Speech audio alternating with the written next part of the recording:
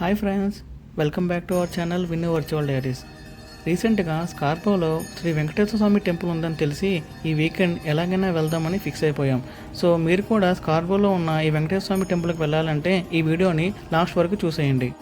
నేనైతే early morning టీటీసీలో Kennedy స్టేషన్కి reach అయిపోయి అక్కడ ప్లాట్ఫామ్ బి దగ్గర 38 టువర్డ్స్ హైలాండ్ క్రీక్ బస్ కోసం వెయిట్ చేశా.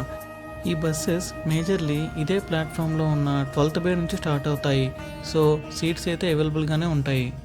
20 మినిట్స్ ట్రావెల్ చేసి ఎల్స్మేర్ రోడ్ అట్ మిడ్లాండ్ అవెన్యూ దగ్గర డ్రాప్ అయిపోయి స్ట్రైట్గా ఒక 5 మినిట్స్ వాక్ చేయాలి. బ్రిగ్డేల్ రోడ్ ఇంటర్సెక్షన్లో రోడ్డు క్రాస్ చేసి టువర్డ్స్ ఎల్స్మేర్ రోడ్లో మనకి రైట్ సైడ్ ఉండేదే Venkateswara Swami temple. Temple location డిస్క్రిప్షన్లో మెన్షన్ చేస్తా. మీ లొకేషన్ నుంచి ఎలా రావాలో ప్లాన్ చేసుకోండి. ఫస్ట్ గ్లాన్స్లో టెంపుల్ ఎంట్రన్స్ చాలా వైడ్ అండ్ ఓపెన్గా ఉంది.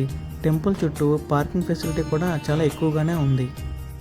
ఈరోజు సాటర్డే అండ్ ఏకాదశి కావడంతో సరౌండింగ్స్లో ఉన్న డివోటీస్ అందరూ ఎక్కువ మందే వచ్చారు. ఇంకా ఆలస్యం చేయకుండా టెంపుల్ లోపలికి వెళ్ళిపోదాం, వచ్చేయండి. ఎంట్రన్స్ అయితే ఇటువైపు వెళ్ళాలి. మెయిన్ టెంపుల్ చుట్టూ స్వామివారి విగ్రహాలతో చిన్న చిన్న మినీ టెంపుల్స్ అయితే చాలా ఉన్నాయి. ఇంకా టెంపుల్ బ్యాక్ సైడ్ వినాయకుడి టెంపుల్ అండ్ శ్రీకృష్ణ టెంపుల్ అయితే ఉన్నాయి. ఈ టెంపుల్స్ అన్ని కవర్ చేస్తూ ప్రదక్షిణలు అయితే చేసుకోవచ్చు. గర్భగుడికి ఎదురుగా ధ్వజస్తంభం అండ్ పక్కనే నవగ్రహాలు కూడా ఉన్నాయి.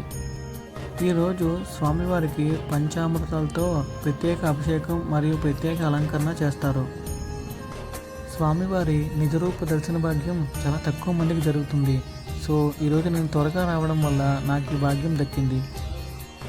ముందుగా నీటితో అయితే అభిషేకం స్టార్ట్ చేశారు.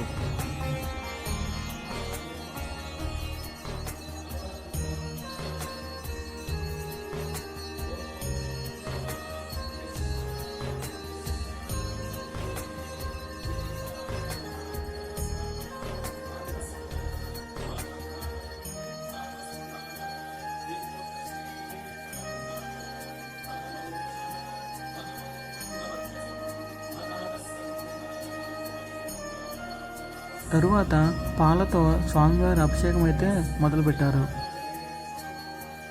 ఇలా స్వామివారి అభిషేకం జరుగుతున్నప్పుడు స్వామివారి నామస్మరణ చేస్తూ దండం పెట్టుకుంటే మనసు చాలా ప్రశాంతంగా ఉంటుంది.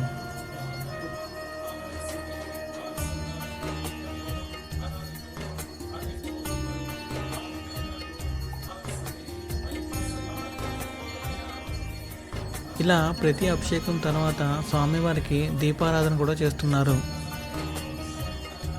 తరువాత కొబ్బరి నీళ్ళతో అభిషేకం అయితే మొదలుపెట్టారు. తరువాత పెరుగుతో అభిషేకం అయితే మొదలుపెట్టారు.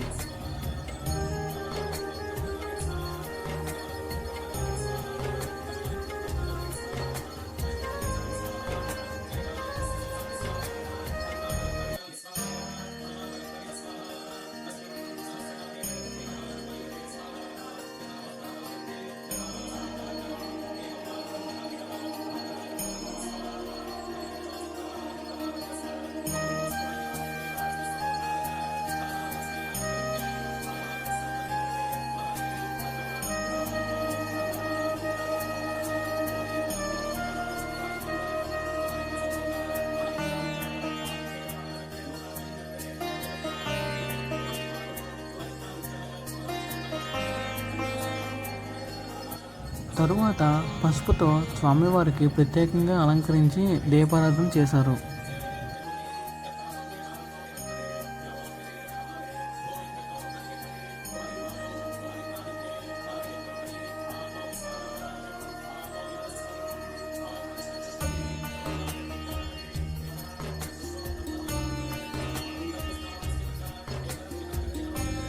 తరువాత హనీతో స్వామివారికి అభిషేకం అయితే మొదలుపెట్టారు.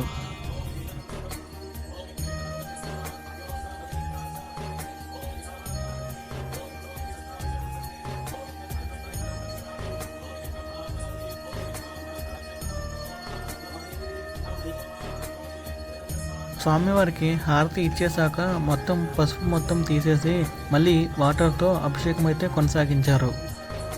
ఇలా స్వామివారికి పంచామృతాలతో అభిషేకం చేయడం ఒక పవిత్రమైన సాంప్రదాయం.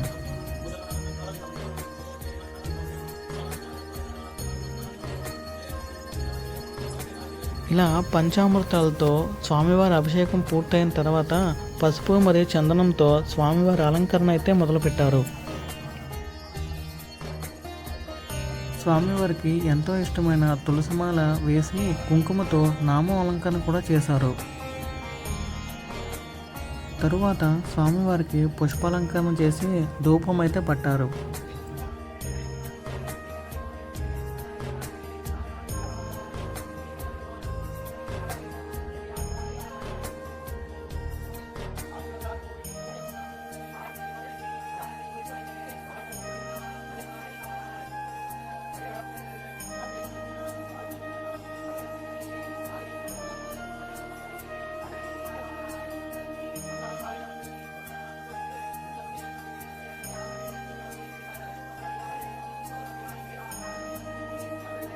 తరువాత భక్తులు తెచ్చిన పలహారాలు స్వామివారికి నైవేద్యంగా అర్పించారు.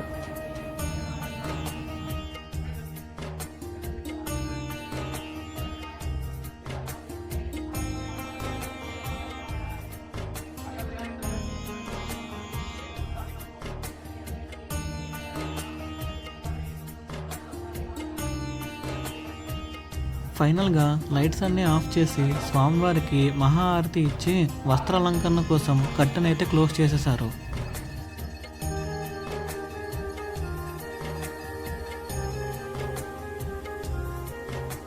ఈ గ్యాప్లో మా కొలీగ్ వాళ్ళ ఫ్యామిలీతో సేమ్ టెంపుల్కి వచ్చారు. సో ఇంకా వాళ్ళ అబ్బాయితో కాసేపు కార్ గేమ్ అయితే ఆడుకున్నాము. ఈ గ్యాప్లో అక్కడున్న పంతులు గారు ఈ టెంపుల్ యొక్క విశిష్టత గురించి, అలాగే ఈ రోజు యొక్క పవిత్రత గురించి, మిథాలజీ స్టోరీ చాలా బాగా చెప్పారు. అలంకరణ మొత్తం పూర్తయిన తర్వాత చాలా రకాల దీపాలతో స్వామివారికి మహాహారతులు చాలా ఇచ్చారు.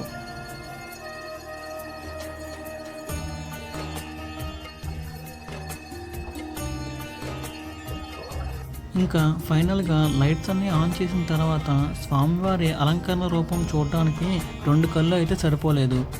అంతా నిండుగా ఉన్నారు అండ్ చాలా బాగా చేశారు. దర్శనం పూర్తయిన తర్వాత అక్కడే ఉన్న సాయిబాబా టెంపుల్కి కూడా విజిట్ చేసి అక్కడ కూడా దర్శనం చేసుకున్నాము. నాతో పాటు ఈ వీడియో చూస్తున్న మీ అందరికీ ఆ వెంకటేశ్వర స్వామి బ్లెస్సింగ్స్ ఉండాలని మనస్ఫూర్తిగా కోరుకుంటూ see you in the next video. Also, don't forget to like, share and subscribe to Vinnu Virtual Diaries. Thank you.